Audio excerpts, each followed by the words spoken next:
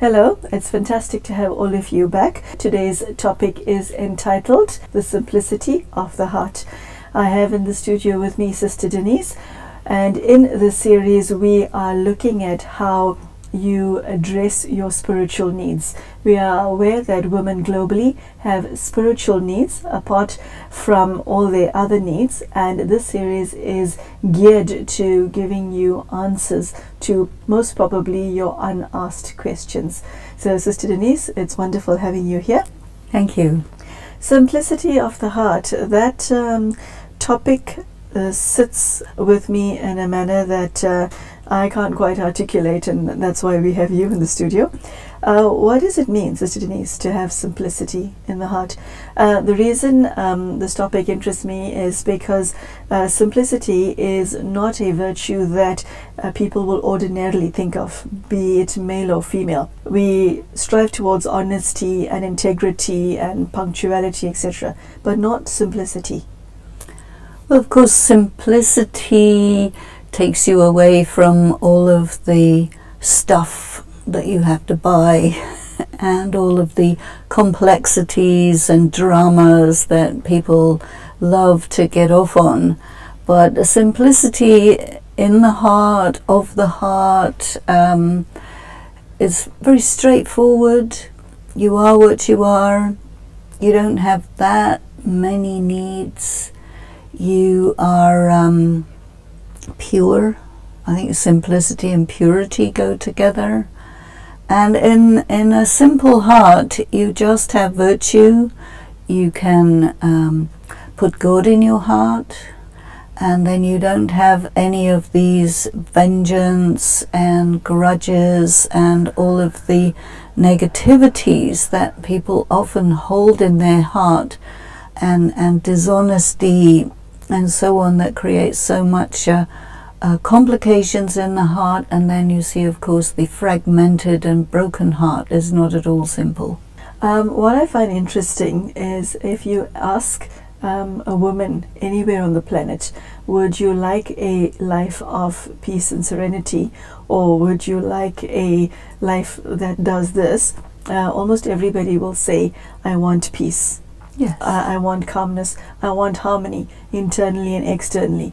But Sister Denise, the reality is totally opposite. Everyone's lives, almost everyone's lives, has a shocking amount of drama in it. We oscillate between euphoria and depression, quite often on one day. What is it within the human psyche that draws us towards drama? Number of things. One of them is that because people are totally empty inside, when they go into quietness, peace, serenity, there's kind of nothing there, so they get bored. And I think it's out of boredom and irritation with their emptiness that they go for this melodrama style of life. And the second reason, I think, is because of materialism, puts people into the pleasure-pain dimension. If you're not, they have this question, are you having fun yet? So it's as if people always have to be having some sort of peak experience, otherwise they're not alive. And so I think it's the materialism, the emptiness, and the culture. They create this sort of addiction to melodrama. The problem with that is once a woman is in the cycle of the drama, it's very difficult to get yourself out of it. How does one get oneself out of that? It's almost like a vortex that's created, isn't it? What I feel is to handle the materialism is too much out there, too much part of the culture and so on. But what you can look at, first of all, is the emptiness, because that's very personal. So if I say, okay, my fundamental problem is I'm weak, I'm empty. What do I have to do is fill, you see. So of course, when you go into silence, when you go into your serenity, you have to cross this terrain of irritated boredom. to actually get to a space where you can connect with the Supreme Being, go into another dimension, a spiritual dimension, and then start filling yourself. So that's really the price that you pay, is you have to be willing to cross that unpleasant terrain. The addiction to drama leaves a woman feeling empty and drained and worthless, and leaves one with negative feelings. How is that despite the fact that we've reached such a low, we still do not look for answers, and we continue for years in this space? Why is it? I'm specifically thinking now of women in abusive relationships. Well, again, we have to really look at the nature of addiction. And usually people associate addiction with addiction to substance abuse, right? But addiction to drama, nowadays, the world of psychology is starting to talk about that, so it is a real thing. The thing is this, an addict is totally empty, spiritually empty. And so what the drama does is it gives you a temporary high, but as soon as that's passed, which is quite quick, then you go to a very deep low, you see. And then that low compels you to search for another source of drama, you see. So this is why you go into this up and down, and you have to have all the more extreme and excessive dramas to get any kind of high. And I think that our culture really has not been willing to face the reality that it is a highly addictive culture, and the only way that we can get through it, get past it, is to sit down and face the reality that, you know, pretty much everyone is in that boat. And do we want to carry on navigating through life, a very stormy, unpleasant and self-destructive life? Do we really want to keep on doing that, or do we want to heal ourselves? I mean, this program is about women of the future, and this addictive way is something of the legacy of the past. So we cannot have any kind of bright future unless we face it full on. Sure. It takes a lot to do that, though, doesn't it? Facing yourself, because it involves facing your demons. And which one of us wants to do that? Well, I think the first thing we have to face is that I am empty. And all the things that we use to fill the hole in the soul, including all this drama and so on, abusive relationships, whatever it is not, that hole in the soul cannot be filled by any of those things. It can only be filled from a spiritual source, which means that we have to consciously and conscientiously destroy, negate, deal with, remove our dedication to materialism. So that's a huge paradigm shift, huge. Is there a link between the two S's, simplicity and solitude? Yes, simplicity and solitude are very linked, because I think that when you go into your solitude, you do feel differently, and you let go of all of the extras. And I also think that if you're not having a simple life and you have clutter, it really prevents you from being with yourself, from being with the divine, and also from seeing a true way forward for yourself. So yes. I like the way you phrase that. It sounds very beautiful, and you make simplicity very attractive. Okay. Sister Denise, in the world out there, it is now commonplace globally to see people, doing this all the time. that itself has become an addiction. You know, people have a fit if they're separated from their cell phone for even 5 minutes. Okay, the moment you hear it beep, you want to pick it up and see who's sending me a message or communicating with me right now, and how many people can I get back to within the next minute. It's become life. Take us through the relationship between simplicity and things and technology. You know, my feeling is that the business community understood human weakness to the extent of being able to exploit that by inventing some of these social medias, because you see, when a person is by themselves, they feel anxious, they feel all this. So the technology is performing the same function, or the applications that are created are performing the same functions of engaging the mind in something which is sort of wasting your time, destroying your energy, and making you feel as if you're using your time usefully, or maybe even people don't even need to feel that anymore, but it's just, it creates this compulsion, you see.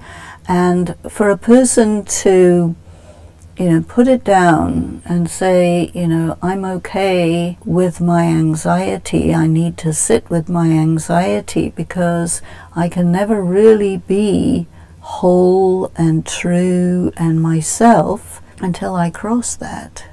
So anxiety is what is left in the soul when you're into addictive behavior and you're not engaged in your addiction. You see, what you have is anxiety, and then this compulsion to get back into your thing, whatever it is. That's the problem.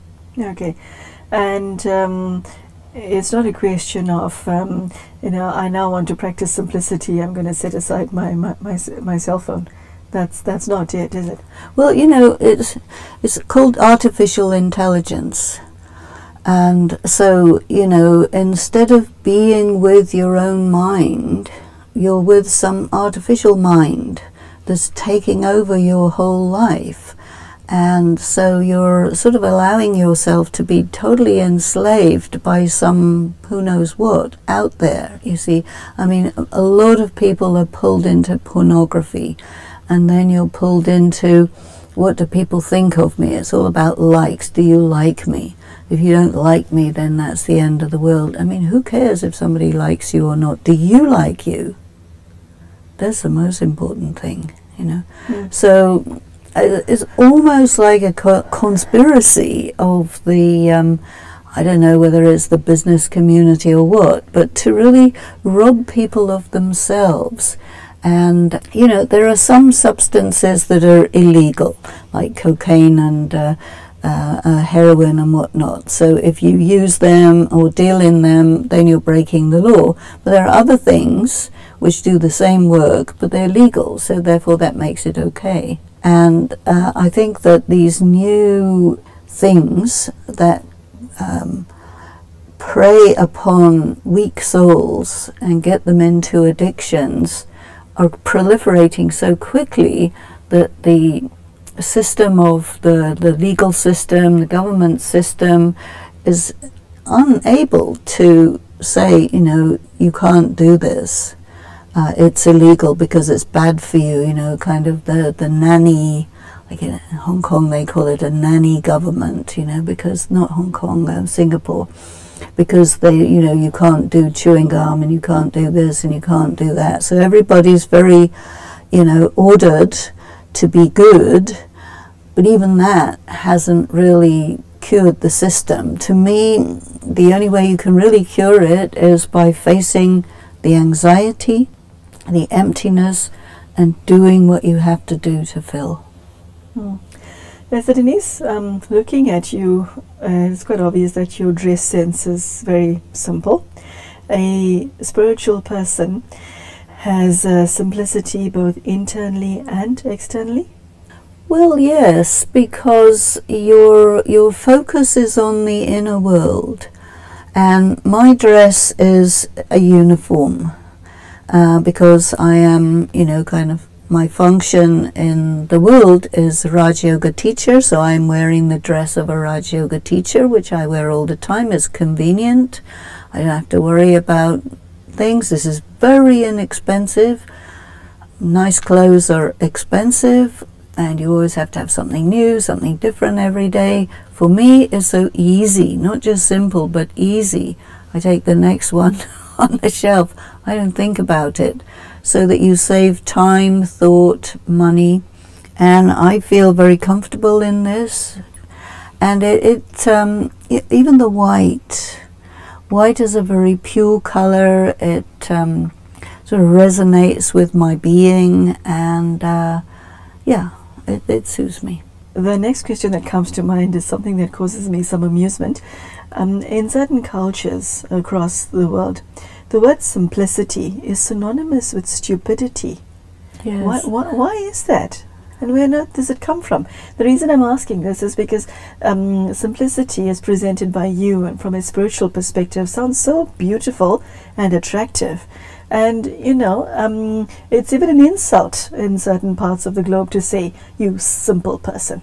Of course, because of the culture of sophistication. Yeah. And so sophistry means that, you get into, high-end fashion, and if you're not, right up to the very minute, then you're excluded from the elite, you see. So this is a message that is passed down from the elite, that you have to be dressed a certain way, drive a certain car, have certain technical items, live at a certain address, go around the world to certain places, have lots of money, which is of course at the expense of everybody else. So this is sophistry. And the opposite of sophistry is simplicity. So by making simplicity an insult, I think a sophisticated culture will shore up its raison d'être, because just sophistication for its own sake doesn't have any meaning. So you have to compare it with something else and say, well, look, that is of no use. It's you can't make money out of that, it's just ordinary, whatever. But actually, simplicity is beautiful. Could you then tell us how somebody who practices simplicity and leads an internal life of simplicity thinks, feels, speaks, behaves? What is the difference between this virtue and one that doesn't contain simplicity? One that I think is really helpful is somebody else's problem is not my problem. Complications in life is everybody else's stuff is my business. It's not. I am my business, and whatever everybody else is doing or all their complications, it's not my problem, it's not my issue. I go along my way and I do the best I can with my life, and that's good enough. In other respects, I think that, a simple life is direct. You save your time, your energy, your thought, your breath.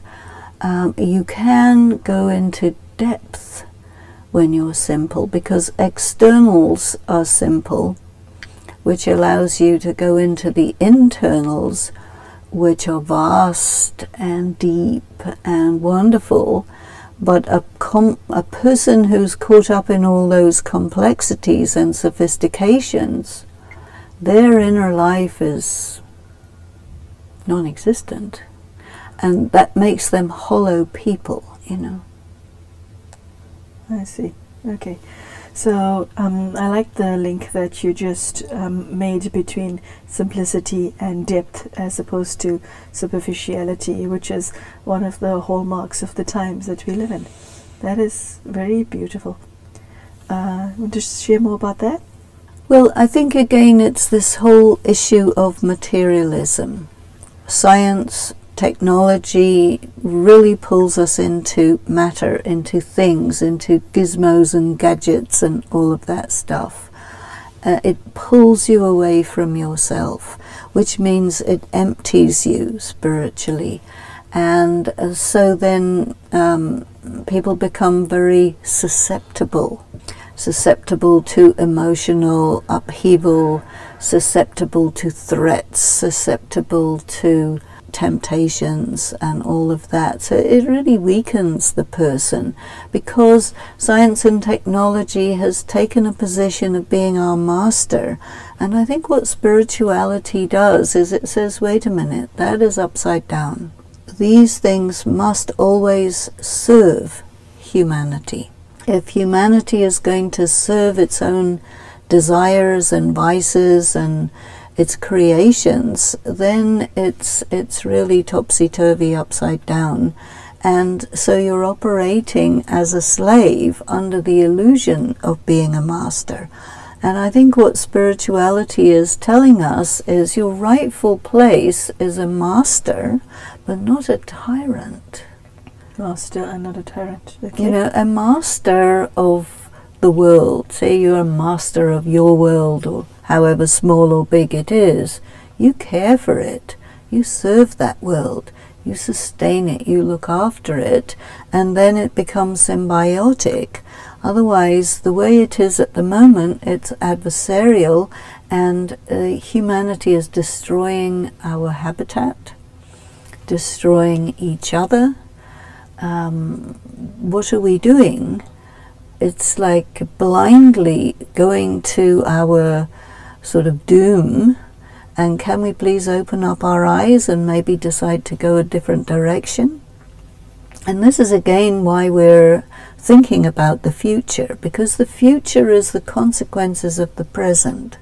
So whatever it is we do now, that is creating the future. So stopping, taking a look, clearing the decks, sorting everything out, especially sorting out priorities. What is my priority as a human being? So the number one priority has to be myself. The number two priority has to be my connection with the Supreme Being, the Divine. And the number three priority has to be my karma. What am I doing? Because all this is going to result in not only my personal future, but a future for everybody else as well. Therefore, it's very important to do that. Okay, so I think that is a good note on which to say goodbye to the viewers. So there you have it, simplicity. Very interesting subject, isn't it? Well, certainly the way it's been presented by Sister Denise. I think that it's something that we all need to sit and think about. And if you're one of those people on the planet for whom simplicity has been synonymous with stupidity, I would urge you to reconsider your definition.